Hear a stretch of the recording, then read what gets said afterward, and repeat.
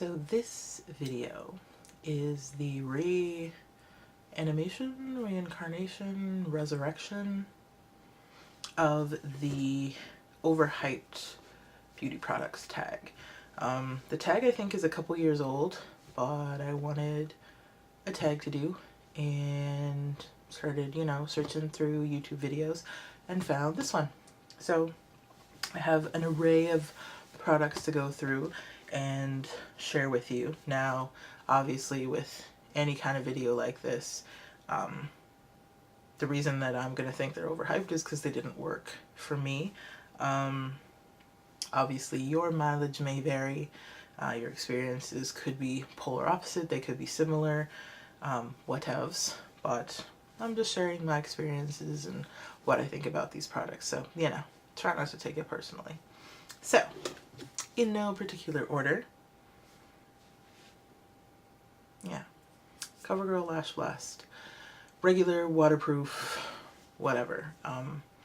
This brush, I don't know, it doesn't really do anything for my lashes, which is weird in my mind anyways, because I've seen it do fantastic things for other people, but for me, not so much. Next, Too Faced Shadow Insurance. I bought the full size of this a while ago and I thought it was okay. I like the texture. I like the sort of soft, smooth texture, but I didn't get phenomenal wear time. And then I managed to somehow develop a sensitivity to it. So after that, I figured maybe it's just the primer itself, maybe it's old, need to toss it. So I did, but then I got this little guy in a gift set. I thought, hey, it's been a while, let me try it. First time I tried it, it was fine. No problems with it. But the second and third time, that kind of itchy, scratchy, irritated eyelid, came back in full force. So sadly, this is a no-go for me. Next, we have Touche Éclat from Yves Saint Laurent. And this is one of those highlighter illuminator pens. I just don't think it does a whole lot. I mean, I do use it and it's okay, but I don't think it's anything fantastic. And I mean, really the best thing about the whole thing is this outer packaging because it just looks so fancy. But the product itself, not really loving it. Next, I guess I need to kind of retract. When I first got this is one of the Tarte Amazonian Clay, the long wearing blushes. I love this blush and I still do enjoy it. The color is fantastic and this one is in Tipsy. But, having had it for a while now, I really don't feel like it wears that much better than any of my other blushes. And I feel like that's the major kind of push point behind it. So yeah, that whole thing, all that hype, I mean, if you like the colors, it's a decent blush, it's not horrible, nice pigmentation, good texture, that kind of a thing. But a lot of hype, and I think it kind of falls flat. Again, I mean, I've got blushes from various different brands and it doesn't do worse, but it certainly doesn't, do better. So, yeah. Smashbox Photo Finish Primer. This makes me oilier than I get without a primer, and I have really oily skin. So it seems just ridiculously counterproductive for me to put this on my face if I'm gonna get oilier, and it seems like my foundation just slides off and fades a whole lot quicker just because of however my skin reacts to this. So yeah, ridiculously overhyped for me. What do we have? Lip glazes from Stila. Couple things. First off, this packaging is horrible. And it's not just Stila's packaging. Anything that's like lip glossy in this type of packaging is more of a pain, because when you're trying to be safe and not over twist it, you don't get enough, and when you try to get enough out, you end up with too much. So yeah, the colors are beautiful. This one is kitten and this one is sweet orange, and they're beautiful. The colors are stunning. But on top of the whole packaging fail, these are oddly sticky. And I'm not a stranger to sticky gloss. It usually doesn't throw me off, but there's something about this one that, not loving it. So from there,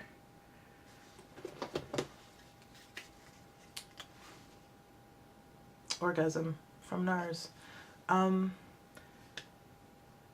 It's just, I don't know. I feel like there's blushes that meet that peachy, pinky, goldy sheen out there, like other blushes done by other companies that do it better. It's very iconic. It's kind of like the classic blush, but I don't know. I think other people do it better, so definitely overhyped. Now we have got paint pots. So these guys from MAC. I like these as color bases, but as bases that are going to prevent creasing and increase wear time, yeah, no. Now, this is particularly so for the metallic ones. This one is in Indian wood. And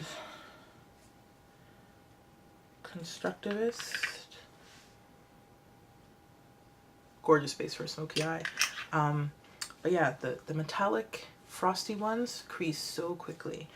The pearl ones do a little bit better, and the matte ones do better than that. But if I had to, you know, be in my makeup for, you know, more than 6 hours, I wouldn't reach for these on their own. And that's what they're, you know, marketed as. So to me, hype, and it's a big fail. And I have another base, also super popular. These are the NYX Jumbo eyeshadow pencils. Now, again, metallic finish, and black bean, because I don't think that's metallic, it's creamy. These crease over Urban Decay's Primer Potion, over MAC paints, bases that don't crease on me. These cause creasing, even when I just use a little bit.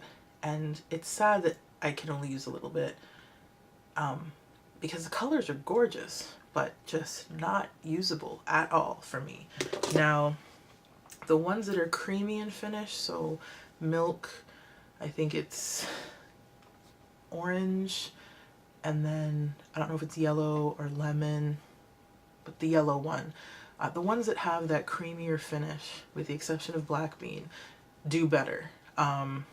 Milk is my favorite by far, but yeah, for the, you know, the collections where you'd see all the pretty colors and they were just so beautiful to look at, I'm glad I didn't go that route, because really I can only use a handful of the ones that I have.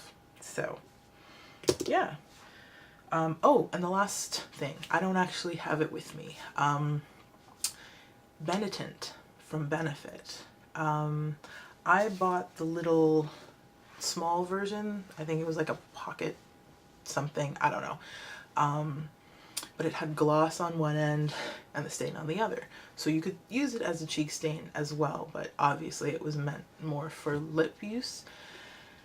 And this stuff smelled so bad. It was like the strongest, most obnoxious rose scent ever.